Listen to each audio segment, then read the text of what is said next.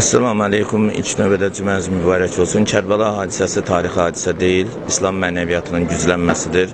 Çox təəssüf ki, İmam Hüseynin Kərbələdəki şəhid olmasını bəzi müsəlmanlar və çox təəssüf ki, bizim namaz qardaşlarımız, mömin qardaşlarımız tarixi hadisə kimi və yaxud da ki, siyasi hakimiyyətin bölüşdürülməsi kimi qiymətləndirirlər. Burada hər hansı bir siyasi hakimiyyətin bölüşdürülməsindən və tarixi hadisədən söhbət edə bilməz.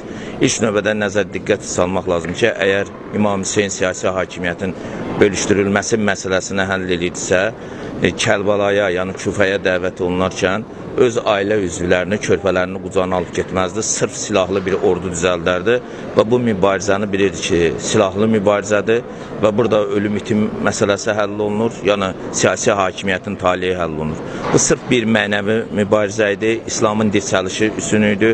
İslam böyük zərbə alırdı, Maviyən oğlu Yezidin, Ömər bin Səddin, Şimrin dövründə və kifayət qədər İslamda ciddi zədələr əmələ gəlmişdi və İslamdan mərkəzdən qaçma yayılmışdı və bunun qarşısının alınması üçün məhz İmam Hüseyin bilirdi ki, belə bir deyək ki, dinsiz, imansız, kitabsız, qibləsiz bir cinayətkar şəbəkə ilə mübarizə aparıb, mən onlara cinayətkar sindiqatlar deyirəm, siyasi terminologiyanı desək və ona görə də bu mübarizəni heç vaxt tarixi mübarizə və yaxud siyasi hakimiyyətin bölüşdürülməsi kimi qələmə vermək əlbəttə absurddur və ədaləsidir. Bu sırf mənəvi mübarizədir və İslamın ucalmasına xidmət edir.